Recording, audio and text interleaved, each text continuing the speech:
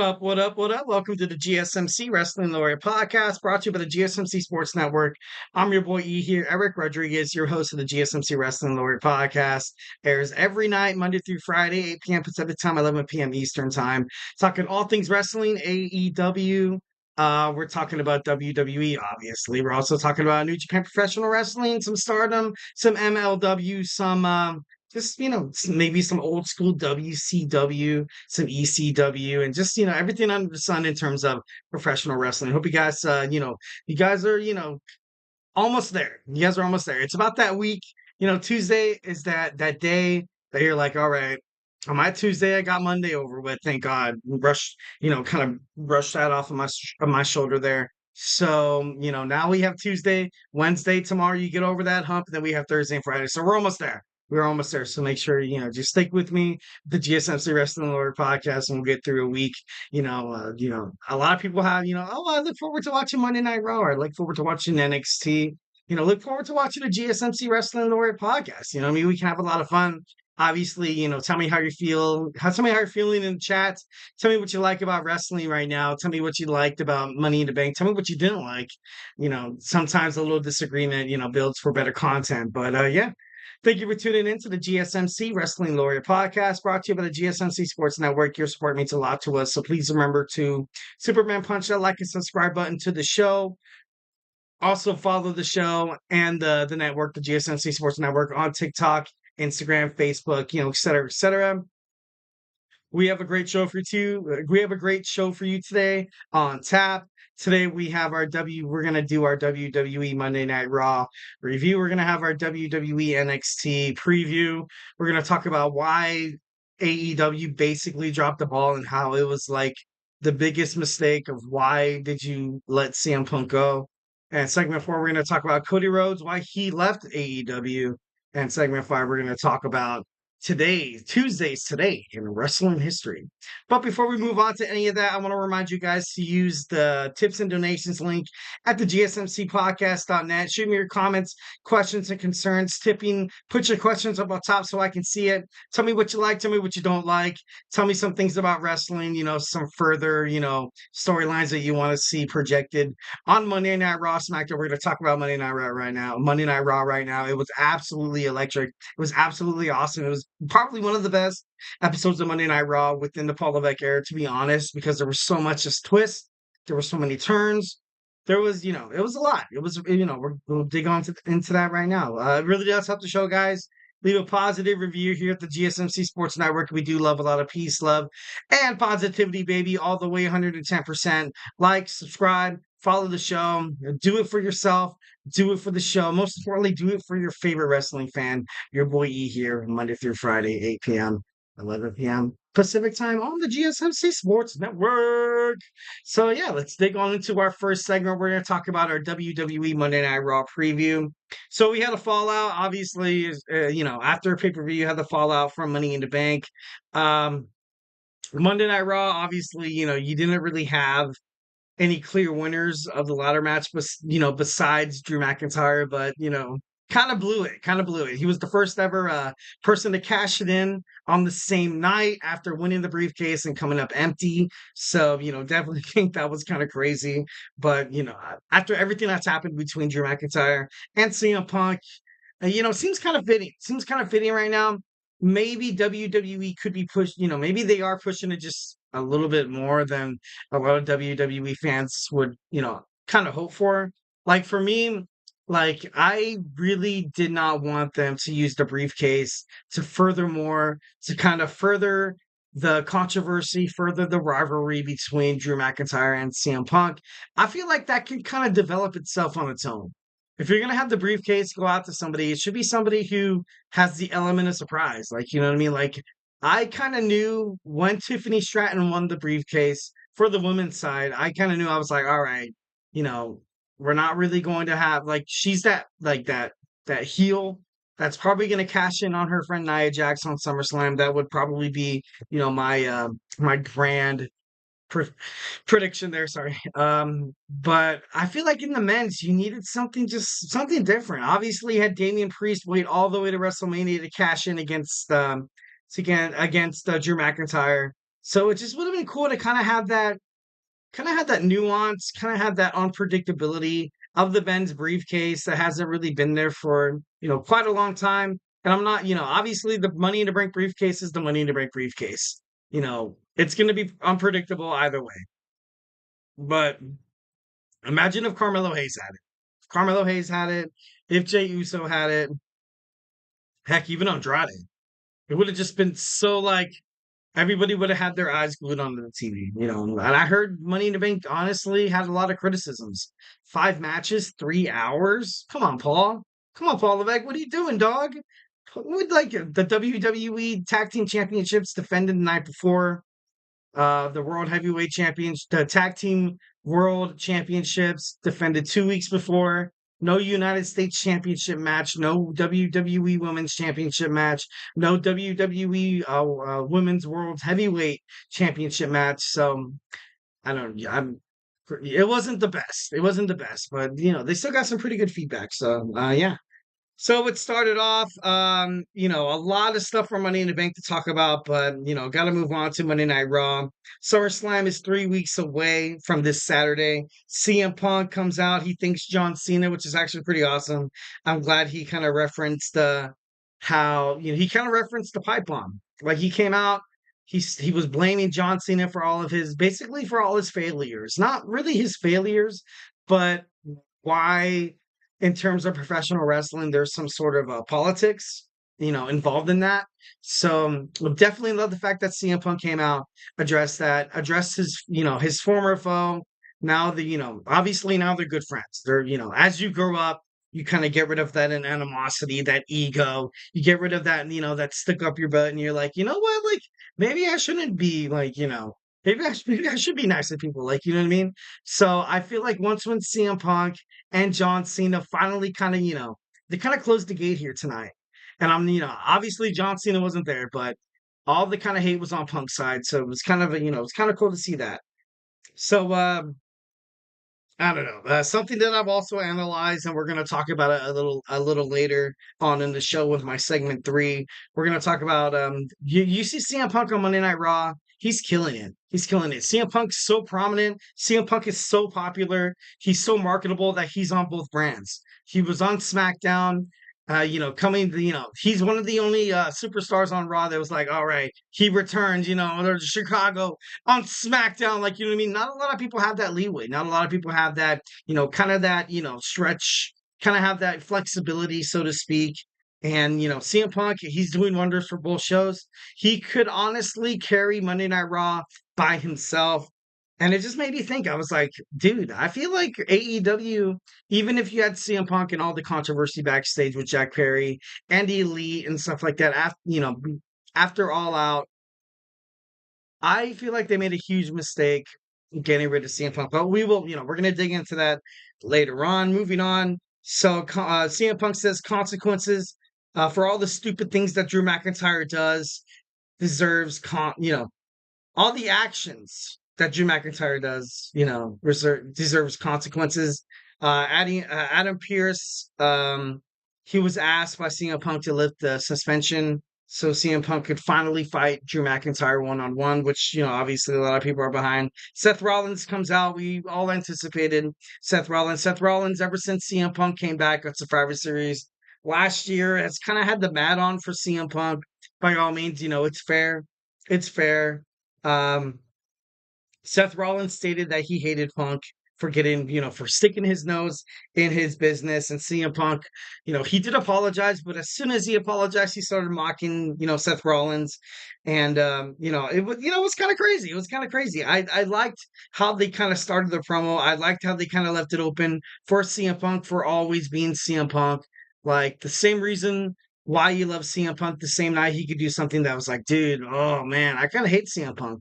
And at the same time, you can have CM Punk just be absolutely hated by the WWE universe, and then he does something, and you're like, oh, like, I like CM Punk. Like, that's kind of cool.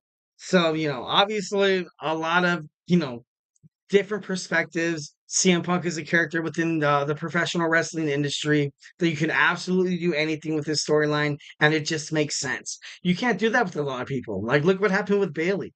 When Bayley was, with Damage Control, and she was a heel. She was one of the worst heels in the world. It was terrible.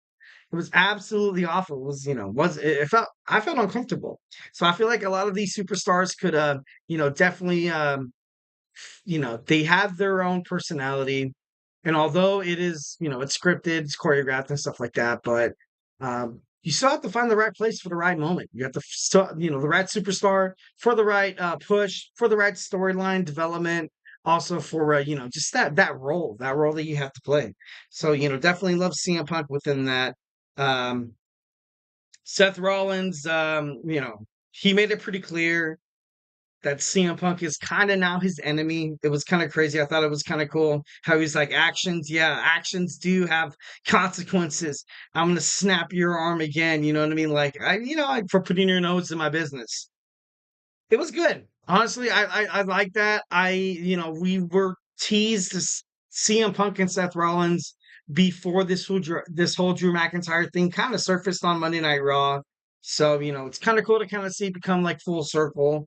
Hopefully we'll have like a triple threat match, which would be actually pretty badass. But yeah. So next we have Jey Uso against Chad Gable. So Chad Gable, and they didn't really have a chance to fight.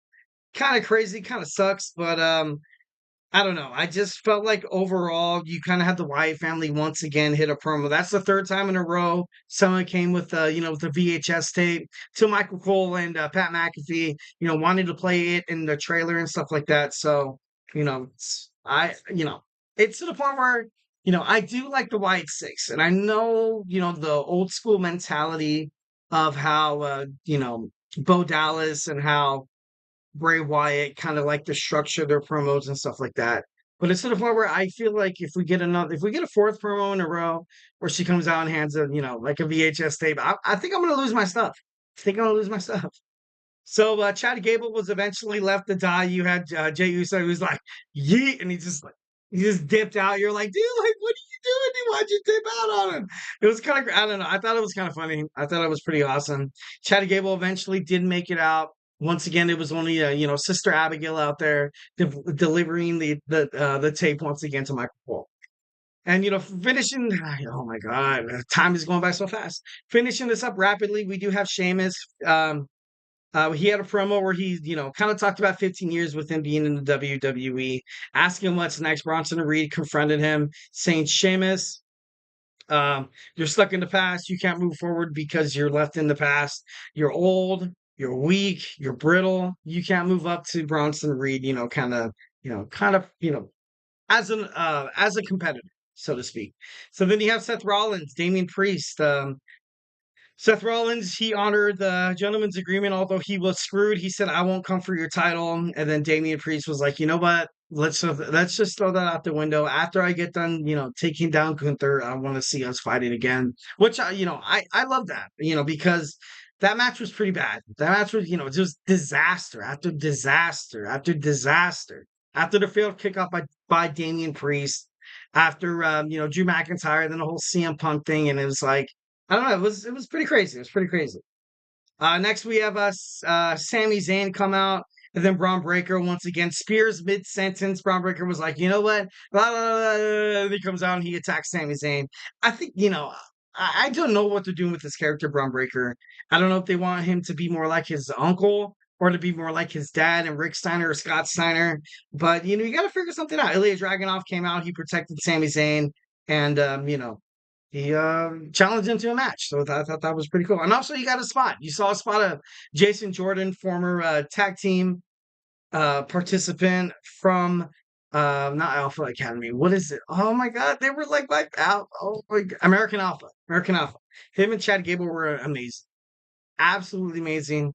But then once again, WWE splitting up a tag team, being like, yeah, let's push them. Let's push them as singles wrestlers. That's so cool. It's not.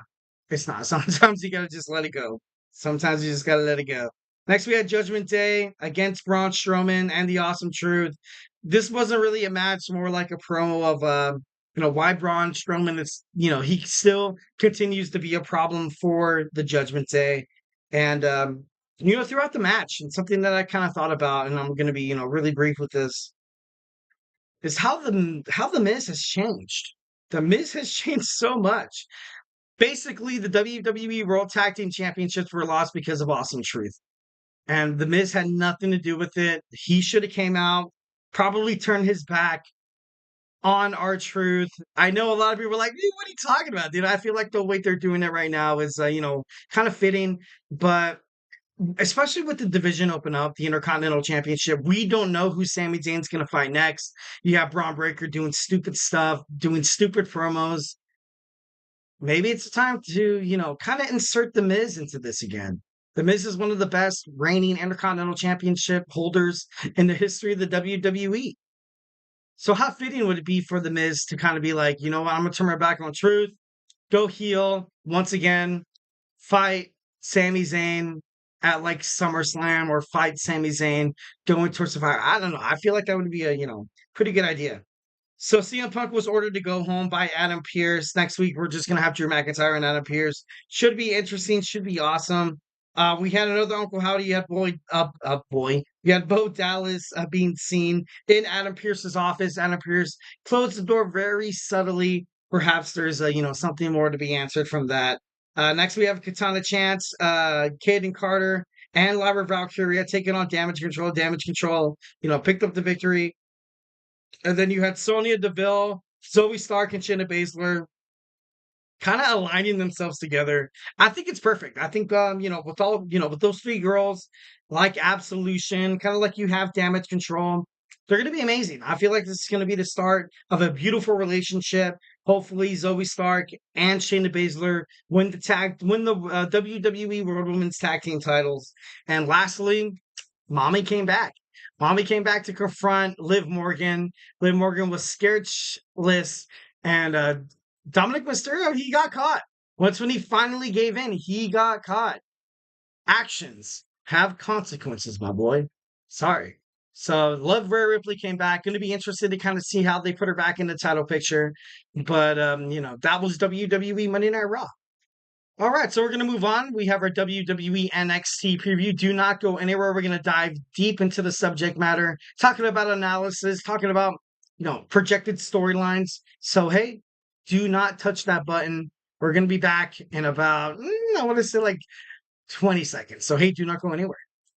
I feel like I'm losing my mind.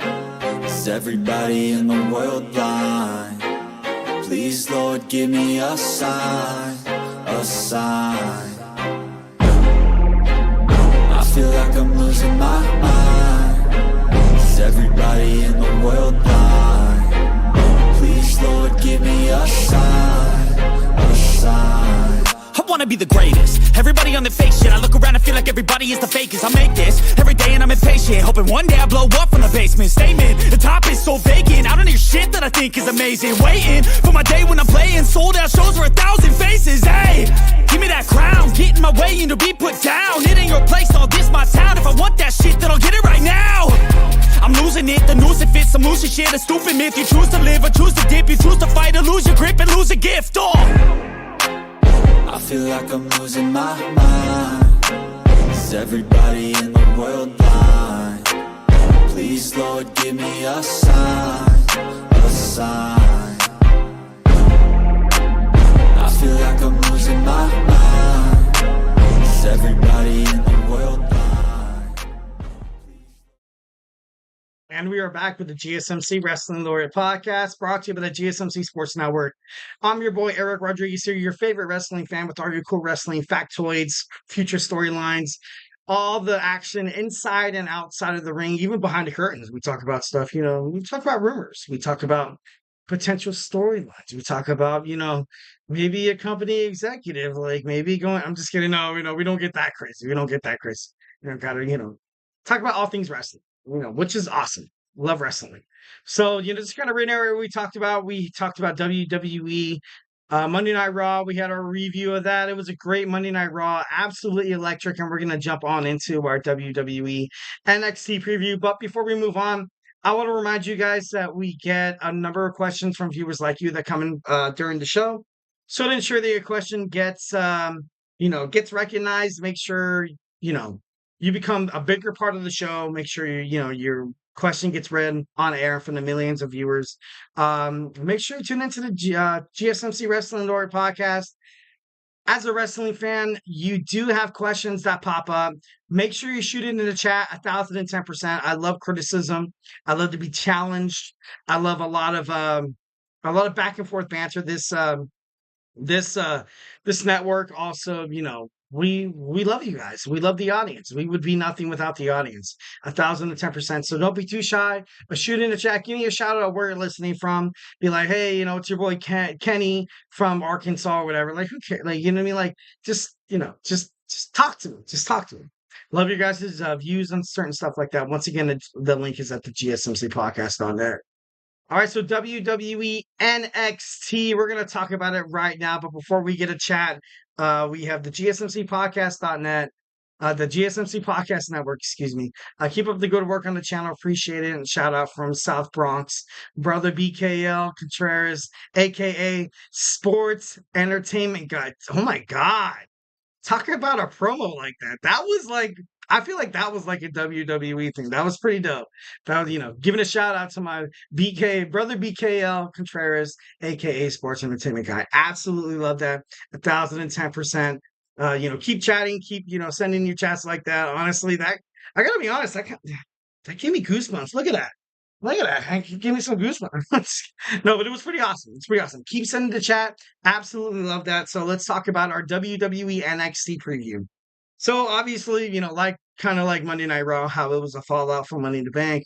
On WWE NXT tonight, we have the fallout from WWE Heatwave. NXT, pretty awesome. Wesley will address the WWE Universe. We will have a Heritage Cup Championship between the defending champion, the Dawn of WWE NXT, Tony D'Angelo, taking on Lexis King. Lexis King, he's looking for a purpose. He's looking for a spot within the WWE NXT roster. Throughout, he kind of, I don't want to say he's been kind of made a joke, because obviously these guys are professionals. I feel like, the word joke is like kind of nowhere in the vocabulary in terms of talking about professional wrestlers.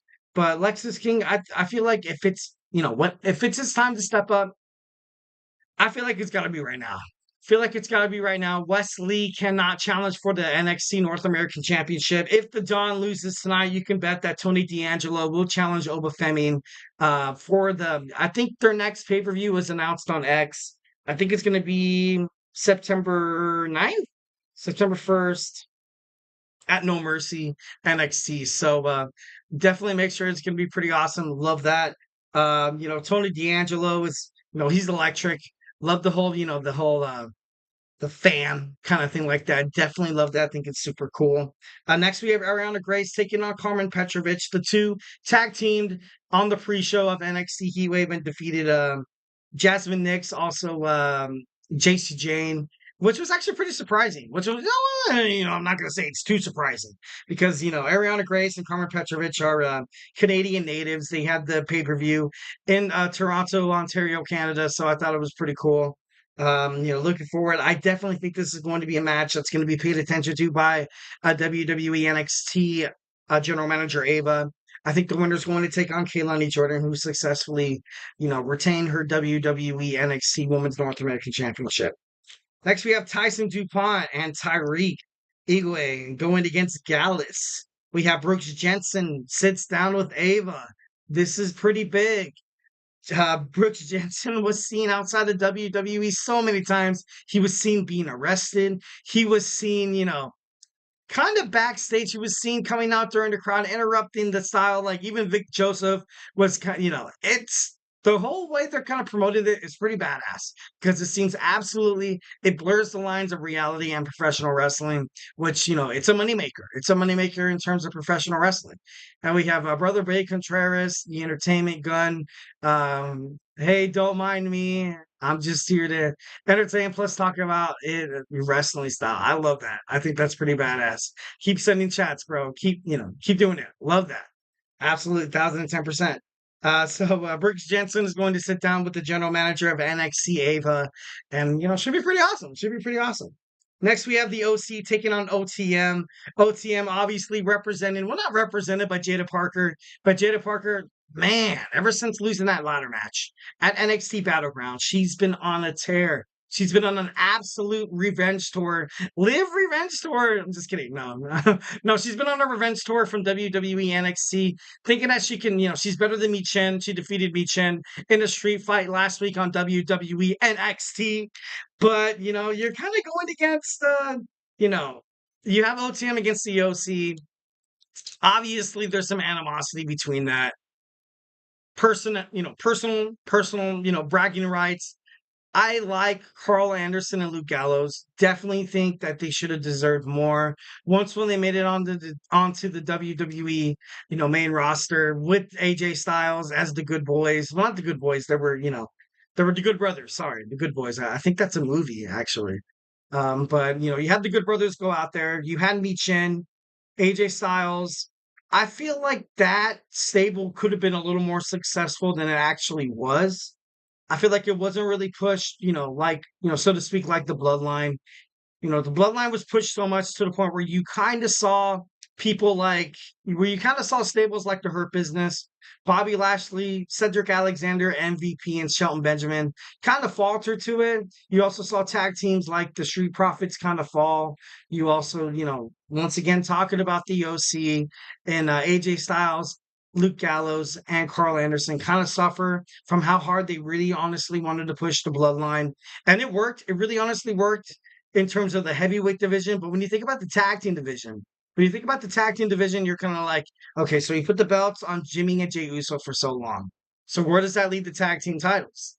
Oh, yeah, that's right. Somewhere where we can't even touch them. Somewhere where WWE tag teams were kind of just like, floating in the atmosphere. They're like, okay, so when are we going to get our chance? What's going to happen here?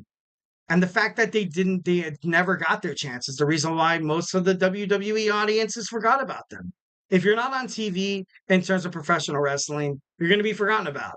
And that's something that I felt like kind of crippled the WWE tag team division honestly, in my opinion, 1,010%. But, obviously you have a different view. Hit up the chat. Tell me how you feel. And yeah. So next we have Sol Ruca. Sol Ruca is going to take on, is she going to finally shut up Fallon Henly? Fallon Henly took to Twitter/X this afternoon, stating that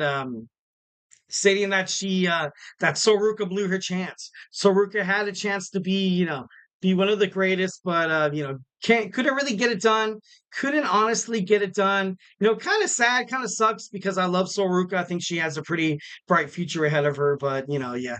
Then we also got a chat that that's true. NXT are keep fighting back if they go after in any championship match throughout this season. But if any TNA wrestlers who crash it in through NXT, but partnership, but what would happen in NXT? I feel like something that NXT, that's going to happen in the future. They're going to start selling out arenas, and they're going to have to.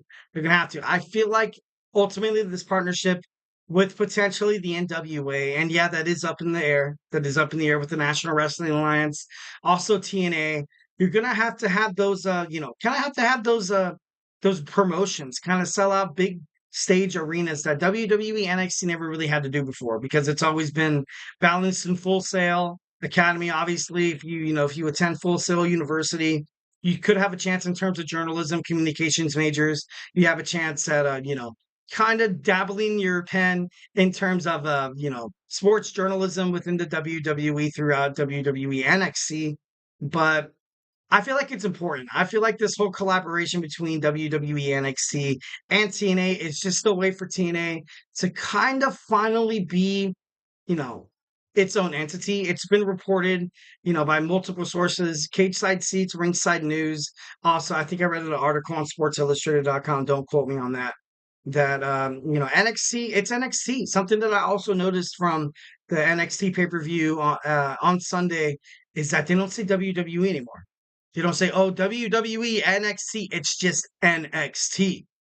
So there's no doubt in my mind that NXT is going to become its own entity. Its partnerships with TNA will grow. I feel like at this point it kind of has to. for both promotions. And also, I mean, like I said, there's still that wild card of, you have, Billy Corgan, the front man of the Smashing Pumpkins, and also the president of the the National Wrestling Alliance wants to go through an invasion kind of angle to kind of make things interesting. So, should be interesting. It's still up in the air with WWE and NXT. Just kind of finish it out real quick. Joe Hendry has been reported to be backstage. Joe Hendry is backstage at not TNA, at WWE NXT tonight on Tuesday's episode. So, should be interesting to see if he addresses his former TNA brethren with Ethan Page, the new NXT, the new face of NXT, the WWE NXT World Champion Ethan Page. And then, just kind of finish up, we had Damon Kemp is no longer with WWE NXT. He took to social media and he said, and I quote,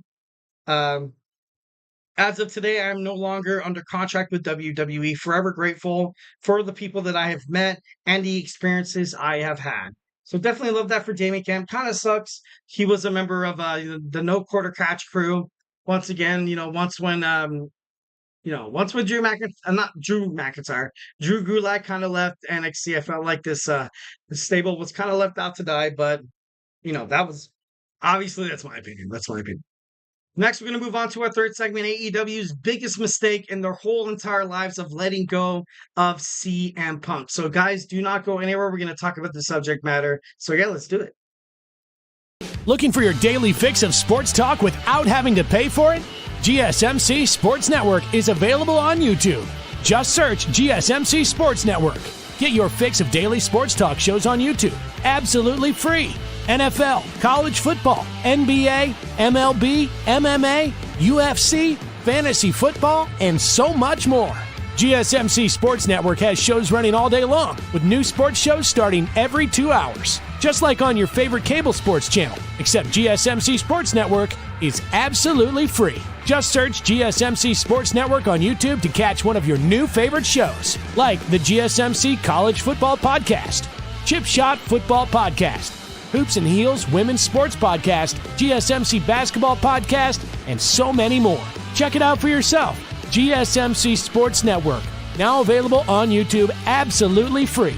Search GSMC Sports Network on YouTube right now.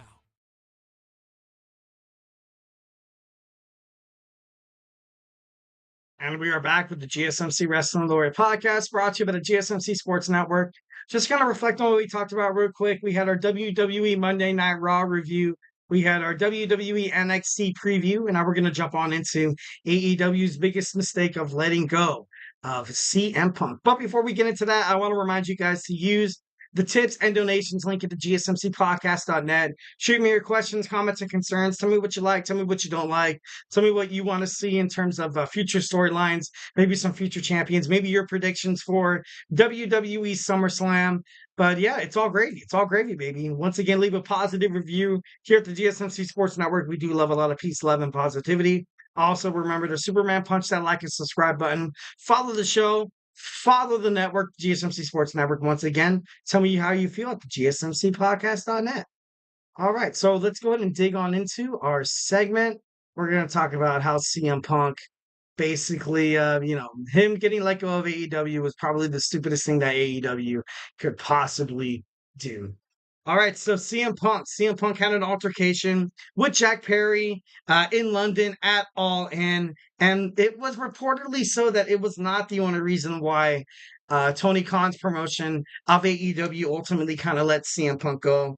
Tony Khan, according to eyewitnesses, felt physically threatened by CM Punk, and I'm like, okay, like physically threatened, like even after you had you had conversations, you had interviews, you also had segments on podcasts on like sports and stuff like that. That CM Punk was like, dude, like I did not do anything to kind of threaten his life. But even Tony Khan was like, you know what?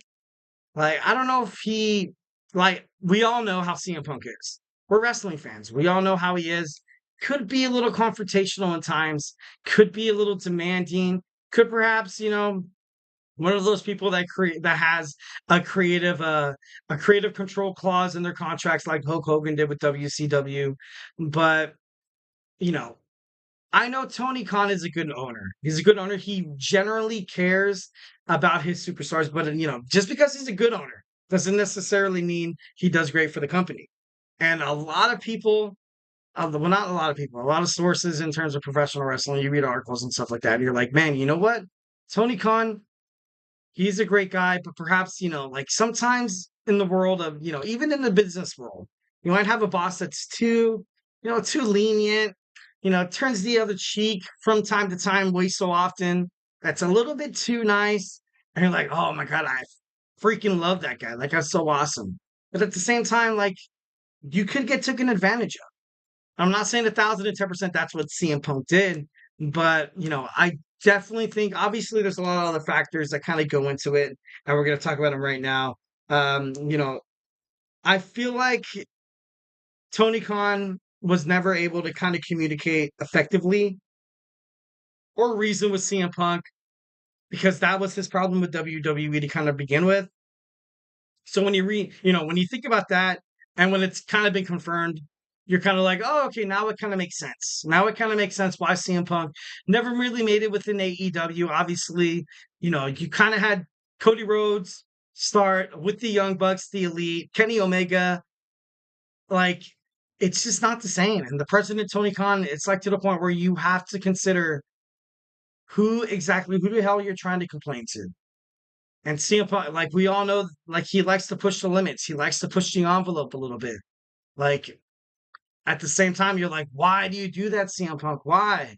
But at the same time, as WWE fans, as AEW fans, you kind of look at it, you're like, okay, that's kind of why we dig this dude. That's the reason why we kind of like it. So, I have a chat right here from my man. He's like, oh, great, here we go. After that's why Tony Khan is letting go to CM Punk when he's going after Jack Perry. I mean, if you're trying to pay the guy throughout the year, but Punk doesn't want to make a deal. Yeah, that's true too. Honestly, I'm gonna give that to you. I'm gonna give that honestly 1,010%. When it comes to a business, when it comes to WWE, when it comes to a wrestling promotion, you kind of have to come to this understanding, especially with the other wrestlers. But according to backstage, interviews and stuff like that, CM Punk was never really disliked backstage. Obviously, he did have a brawl within the Elite, and then he had that little stint with Jack Perry, and then with Tony Khan.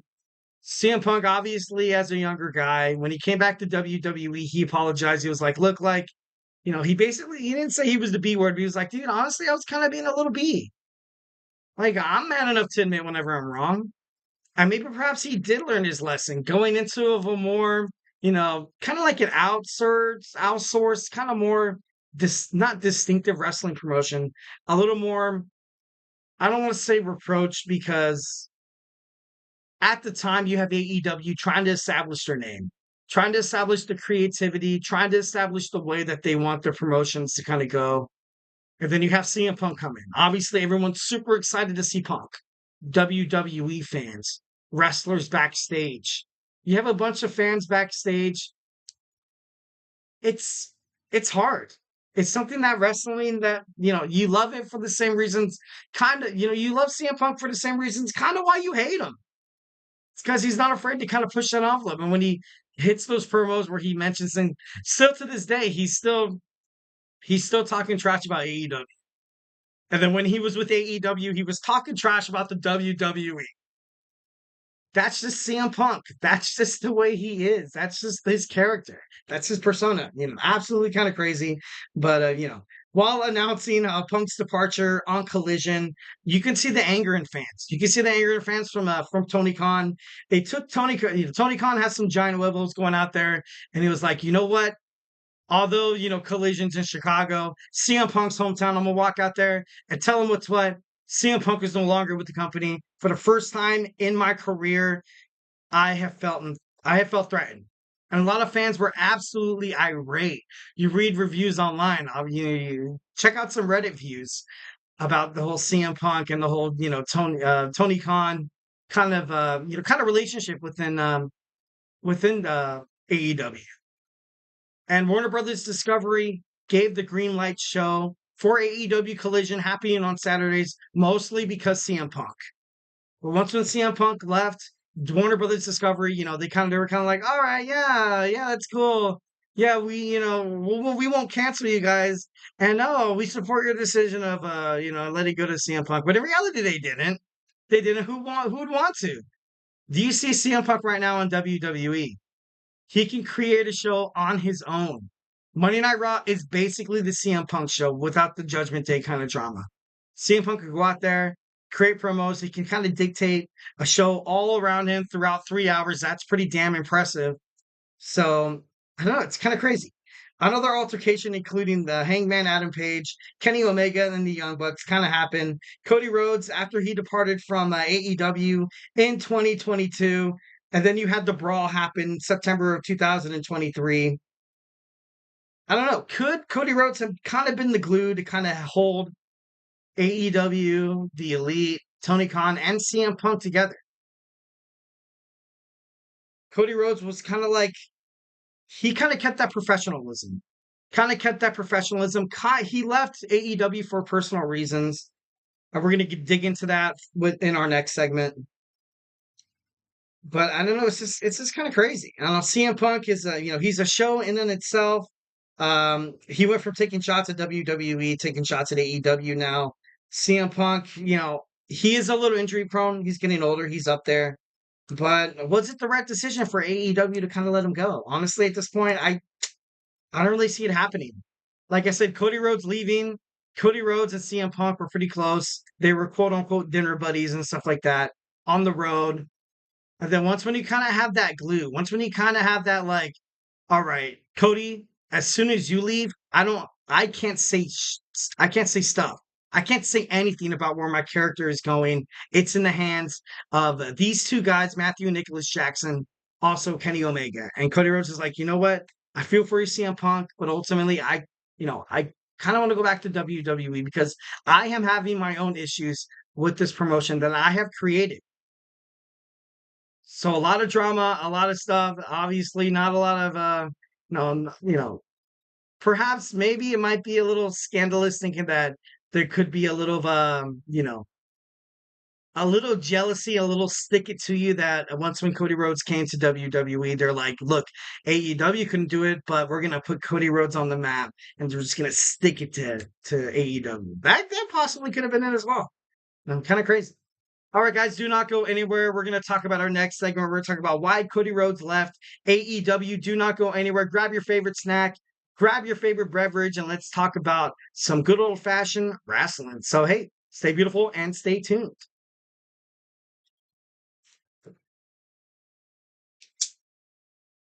For the best and latest podcasts available anywhere, go to the podcast app on your cell phone and type in GSMC. To access free content-rich podcasts on health and wellness, book reviews, sports, entertainment, relationships, social media, movies, technology, finance, and even weird news. Subscribe and download the GSMC Podcast Network's family of shows, available everywhere podcasts are found.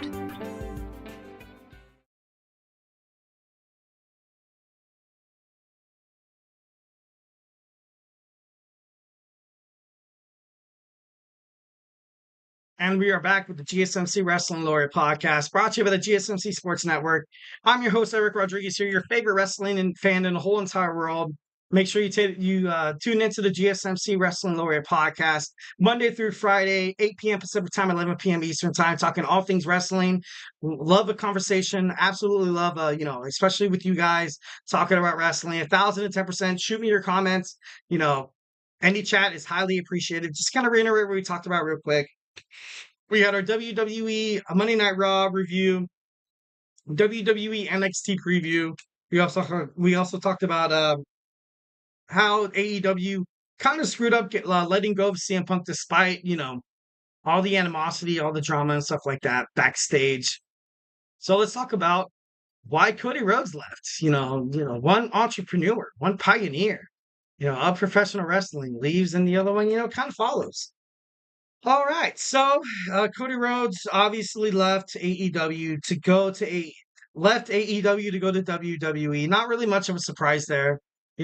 Obviously for for obvious answers and like Captain Obvious to be like, oh, dude, obviously when you're in WWE, you kind of have more exposure in WWE. You could fulfill your father's legacy, Dusty Rhodes and stuff like that. And yeah, that was a huge reason why Cody did leave AEW. 1,010%. But there was a personal reason. There was a reason that he really honestly did not open up to the media until, quite frankly, he felt comfortable. Obviously, after he became the WWE Undisputed Champion at WrestleMania 40, he was like, you know what? Like, I kind of need to become face to face with my demons here. I need to kind of, open up to the media discussing why exactly I left AEW. So once again, obviously Cody Rhodes, when he left for WWE, he knew he was going to be a huge professional wrestler. You also had Triple H in his ear, constantly talking to him, constantly be like, "Hey Cody, like you need to come back, dude. If you come back, you're going to be bigger and stronger than ever. You went out, you established yourself internationally, New Japan Professional Wrestling, Ring of Honor, TNA, AEW, you name it." So Cody Rhodes, 1,010% is an international star. And then you also have Bruce Pritchard. Bruce Pritchard was also another huge reason why Cody Rhodes came back. Obviously, a huge friend of his father, personal, acquaintances and stuff like that. It's something that, you can't really blame the American Nightmare for.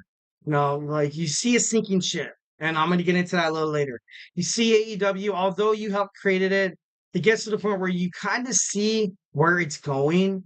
Just like you kind of, I don't even know how to, kind of find a way to kind of metaphorize this. It's like once when you and your friends are, we go into business venture together, and absolutely it's killing it. It's happening. It's getting a lot of views. And then they wanted to bring the company a certain direction that you're like, you know what? Like I kind of think that it should be this way. I kind of feel like this is exactly what works. What you're doing kind of seems like it's going toward like a Vince McMahon kind of WWE kind of angle. And the only thing that's going to decipher us from WWE, from if what's going to decipher WWE from AEW is things that WWE wouldn't do. And at that time, especially during 2008, 2018 to about 2022, late 2022. Maybe early 2023. Don't quote me on that. They could have found a huge reason. They found a huge reason why people wanted to tune into AEW instead of WWE. And they were doing great. They were doing awesome. I remember attending the WWE Raw event at the Staples Center when I was the Crypto.com arena. I went. I was with my wife. I was with my brother and his fiance. And I looked at it. It was just empty. Probably about 5,000 fans, to be honest. Kind of like what you see happen on Collision, kind of what you see happen on Rampage, where they absolutely, you don't have the camera centered in on the, I think it's the west side. You kind of have them figure, obviously, how the cameras work on WWE, how you kind of have, some people in front right here, the announce table, people right here, making it seem like it's packed. As a wrestling promotion, you never honestly kind of want to show your hand in terms of, trying to give your opponent kind of an edge, be like, oh, they're, viewerships and, audience retention's kind of decreasing. So WWE did do that as well during that time. And it wasn't until after Vince McMahon finally left that Triple H was kind of like, all right, now we need to take this. We need to take the WWE from being a corporate approach to the WWE Universe approach. And obviously, as a guy who's wrestled inside the ring more times than anybody, a 16-time world champion, Triple H, honestly, who better? Who better to kind of take over the company than Paul Levesque? So, Cody Rhodes, 1,010%. I feel like all Elite Wrestling has suffered since Cody Rhodes and CM Punk. Ever since they left AEW, they haven't been the same.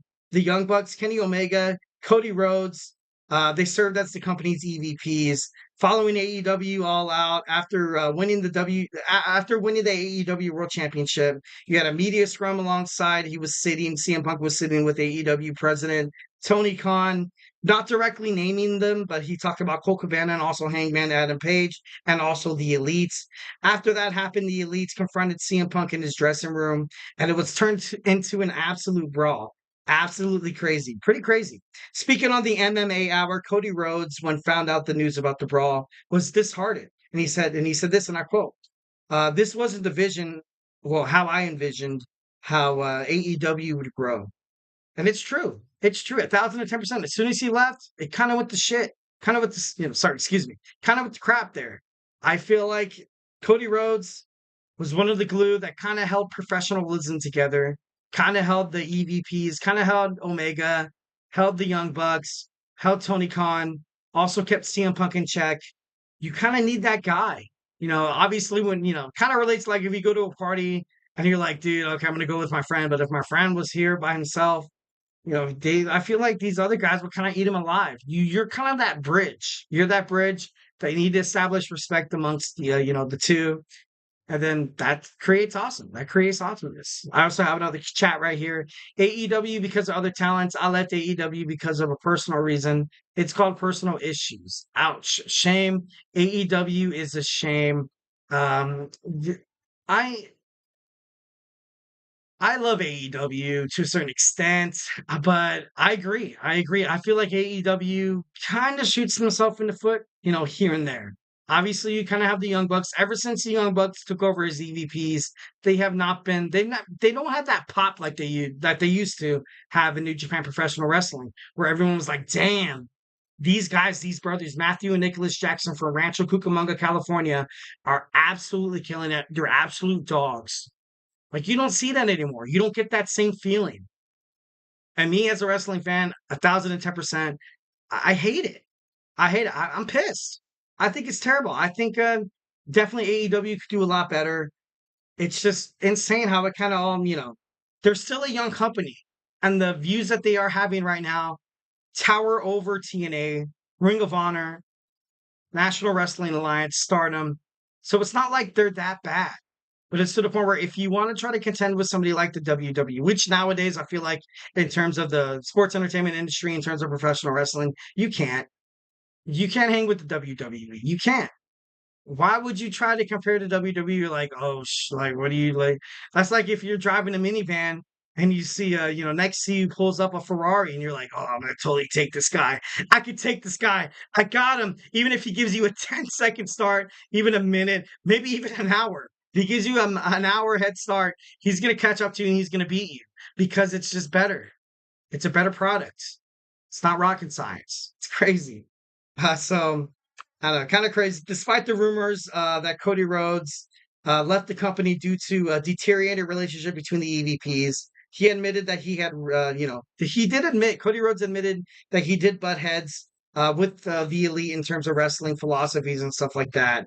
But Cody Rhodes' relationship with the EVPs and the Elite is great. Kenny Omega, Matthew and Nicholas Jackson, Hangman Adam Page. And he said, and I quote, our different opinions is what made us stronger, 1,010%. And I quote, he said, that's what made us work. Cody Rhodes claimed that, the way he exited, how he exited AEW, he left the locker room and you had CM Punk returning to professional wrestling because you can bet CM Punk was, he debuted February. No, don't quote me on that. No, August of 2021. And then Cody Rhodes left in February of 2022. People are excited. Backstage, people were excited. The locker room was excited about CM Punk returning to professional wrestling for the first time since 2014. Cody Rhodes said, and I quote, I also had a great relationship with CM Punk. He was my dinner buddy. Once again, just, that bridge. Sometimes you need that bridge. It gets to the point where it's, I would say the Elite were probably closer together than Cody Rhodes. I feel like out of the four, Cody Rhodes was kind of like the odd man out. You had Matthew Nicholas Jackson and Kenny Omega being together, for a long ass freaking time.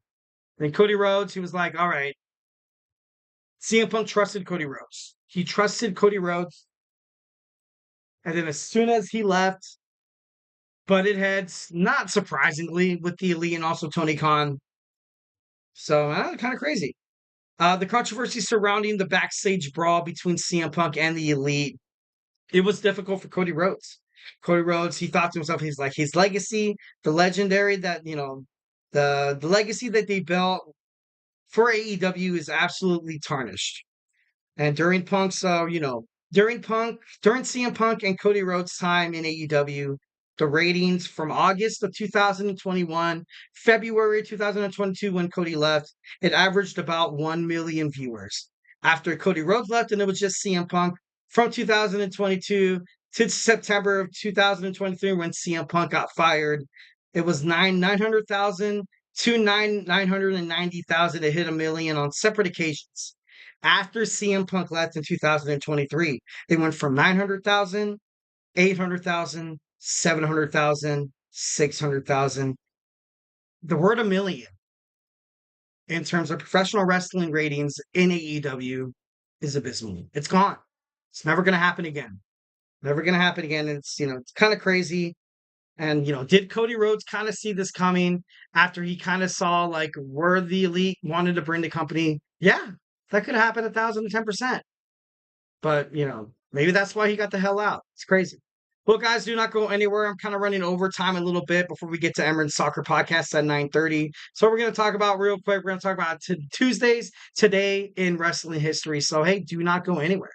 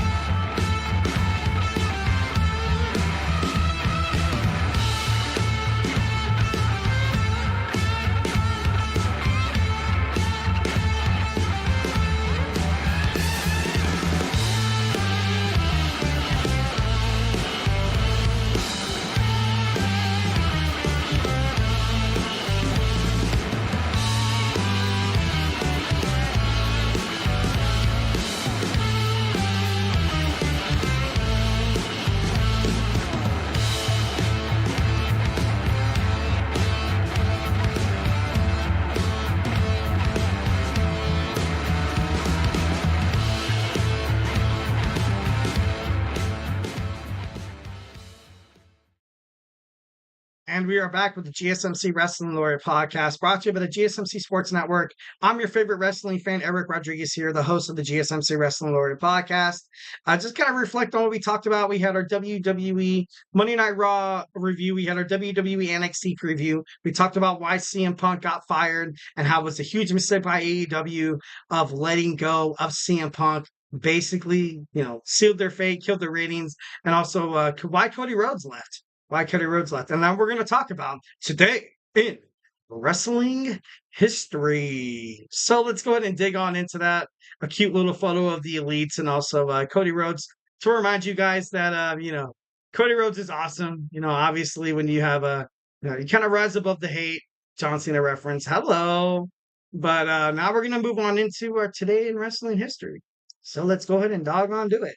So in 1963, the AWA World Heavyweight Championship title change took place in Minneapolis, Minnesota, when the Crusher, I just love that. Imagine be like, yeah, what's your name? Hey, my name's the Crusher.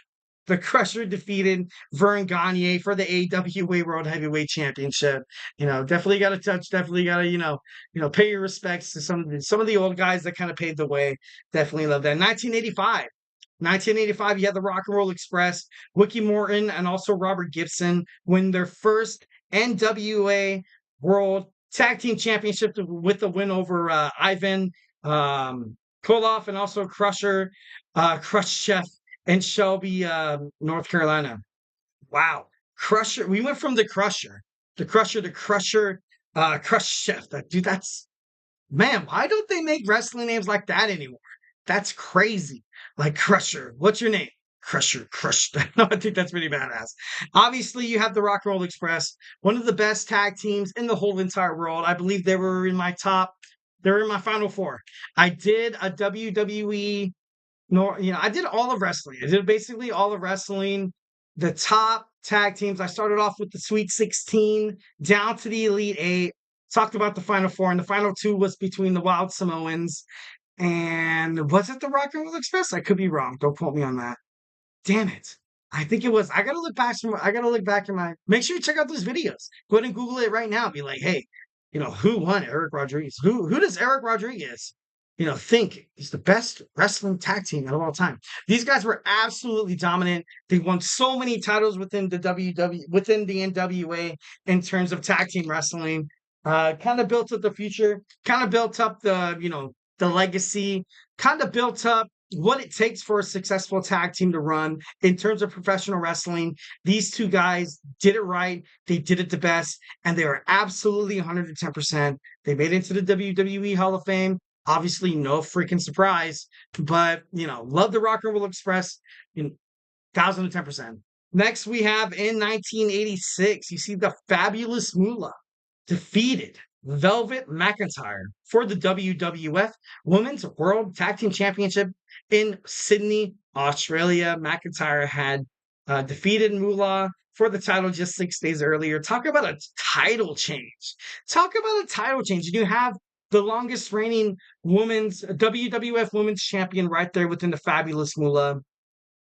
I love the Fabulous Moolah. I remember, she used to have promos. She used to come out with, Mae Young. Oh my God, Mae Young was so dirt. Oh my God.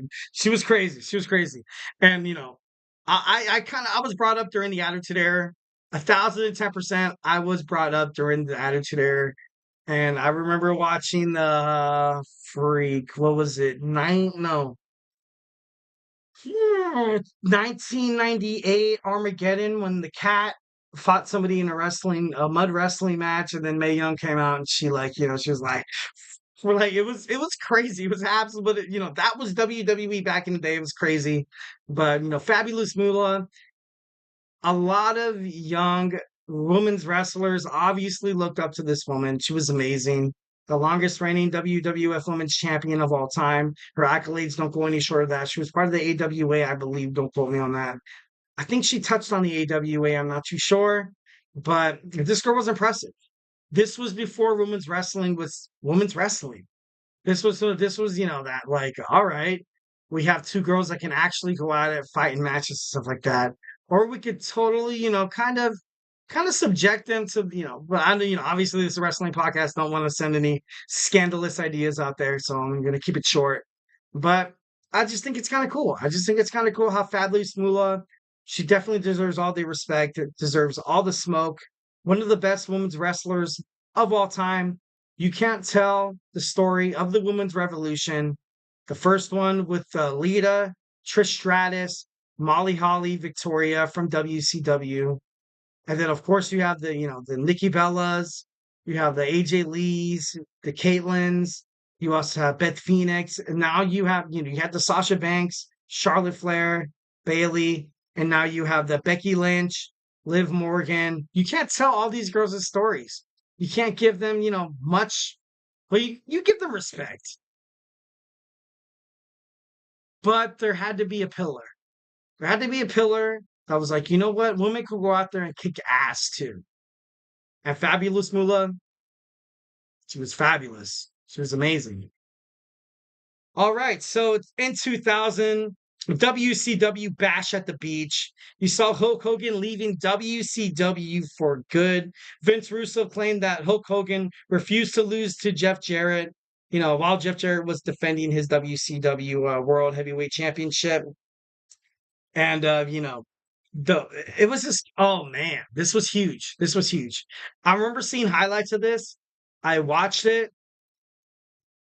I couldn't believe my eyes. I couldn't believe my eyes. I was like, dude, at the same time, you feel for Hulk Hogan. Yes, he was Hollywood Hulk Hogan.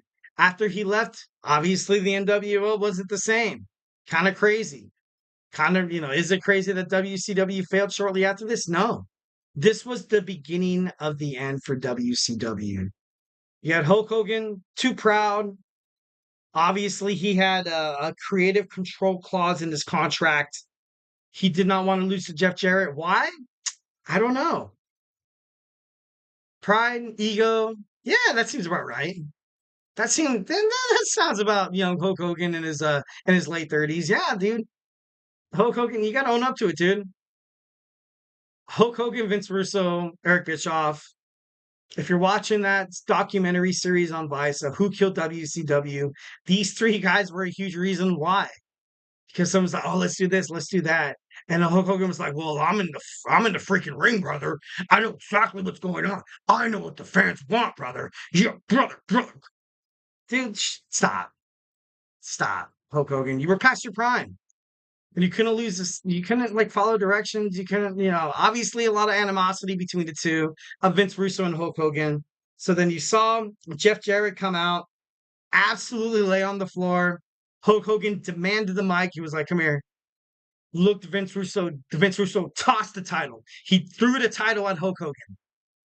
Hulk Hogan was like, "This is exactly why this company is heading toward this is exactly what's killing this company." And he covered Jeff Jarrett, grabbed the fake, the phony title, the Hulk Hogan's retirement title that Vince Russo liked to kind of talk about. And I don't know, it was crazy. It was crazy. It was like a lot of people kind of thought that this was a promo, but it was real. And you never saw Hulk Hogan again. You never saw the NWO be the same, WCW, let alone. And then WWF/WWE, Vince McMahon saw this. He took advantage of it. He killed it. He grabbed that fish, clubbed it to death, took advantage, bought stocks of WCW. People were bailing out. Guess who all of a sudden is the main stockholder?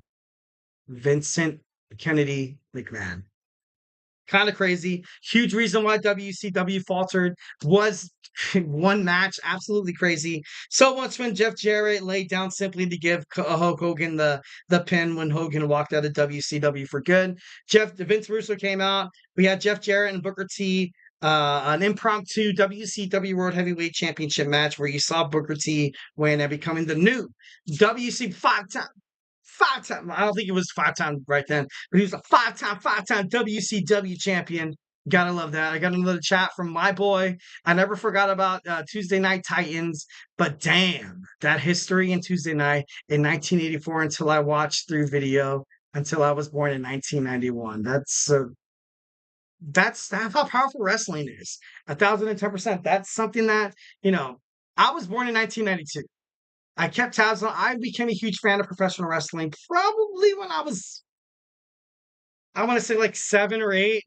Kind of like when you kind of have all these youngins looking up to John Cena and stuff like that. I was looking up to, I was watching WCW. I was also watching the WWF / become WWE. And that was pretty cool. It was pretty magical. I, loved it 1,010%.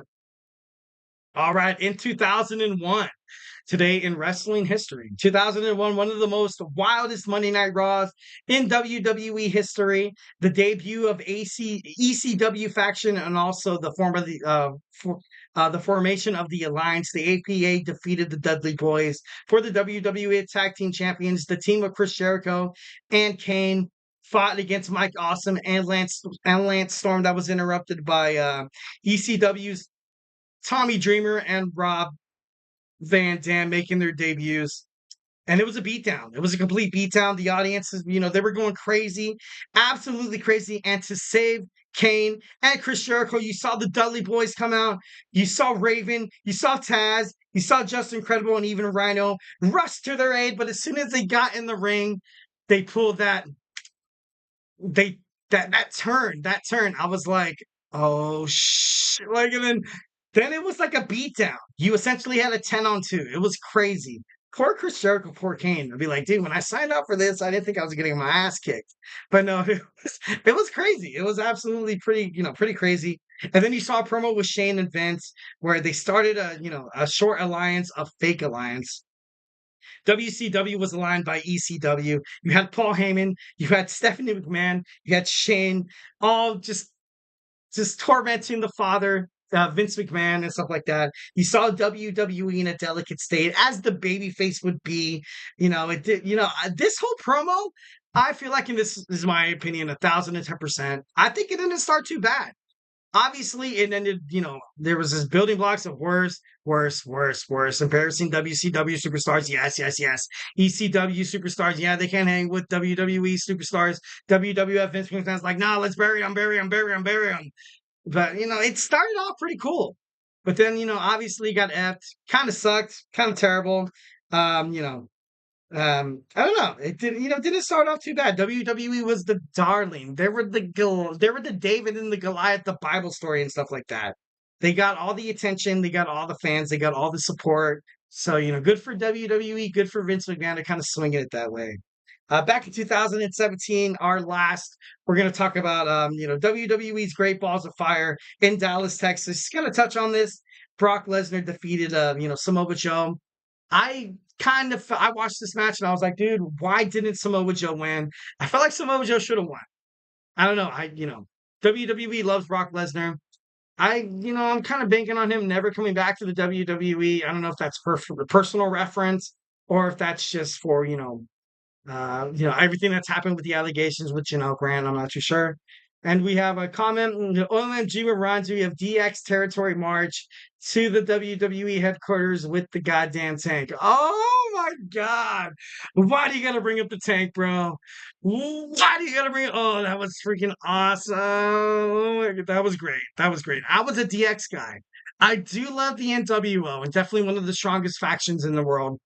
In the world of professional wrestling, I'm all saying in the world as if it can take down Putin and like all the other dictators. Like, but no, like it was awesome. Definitely one of the most memorable moments with DX invading WCW, and that's just wrestling.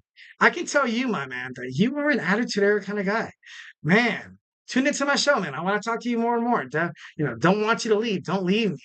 I feel like you make the show 110% better. So, all right, let's, unfortunately, I am all out of time. I hate it. I've gone 18 minutes over, might get Hulk Hogan out of here and get fired. No, I'm just kidding. No, hopefully that's not the case. But anyways, thank you for tuning in to the GSMC Wrestling Laureate podcast brought to you by the GSMC Sports Network. Your support means a lot to us, so please remember to Superman punch that like and subscribe button to the show, and remember to follow us on Twitter /X, Instagram, TikTok, Facebook, whatever, social media platforms that you use. And remember that at the GSMC Sports Network, we do love a lot of peace, love, and positivity 1,010%. So can't wait to see more of you guys. Can't wait to see more of the chats.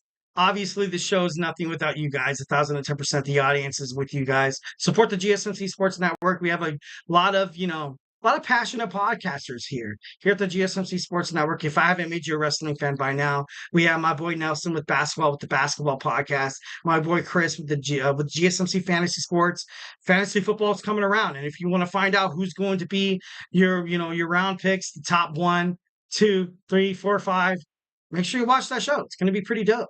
We have my boy, Kenny with football, Manny with the Chip Shot Football Podcast, Emran that's coming on with soccer right now, Samantha with the Hoops and Heels, your one-stop shop for women's sports, Olympics, MMA, the WNBA, 1,010% pretty awesome. Then we have my man, the CEO, my tribal chief, Andrew Tate, with the Tate podcast. Absolutely dope. We have Jeremy, also TJ, talking about sports, 1,010% accurate as hell, 1,010% free. That's something, that we have Tommy with college sports. College sports is just around the corner, so make sure you tune into that. We have my boy Sam with baseball and my boy Garrison with golf and hockey. So, honestly, love this network. Love the guys that are here. 1,010%. Check them out. It's free. It's not like Fox Sports or ESPN where you got to pay for stuff like that. Not being scandalous. I'm just kidding. No. But it's absolutely free. Be a part of this GSMC Sports Bloodline. Have an amazing Tuesday night. Enjoy your Wednesday hump day. Tune in tomorrow at 8 p.m. Pacific time, 11 p.m. Eastern time. And we're going to talk about all things wrestling. So, hey, stay beautiful. Have a good night. But most importantly, be well. Mm-hmm. Mm-hmm. Mm-hmm. Let's go. I wake up to a little bit of drool on my pillow, feel like it's gonna be a bad day. Yeah, I'm tired of shit, and the coffee ain't hit yet. Damn, ain't that great. I don't wanna go to work. Mm-hmm. Mm-hmm. Mm-hmm. Let's go.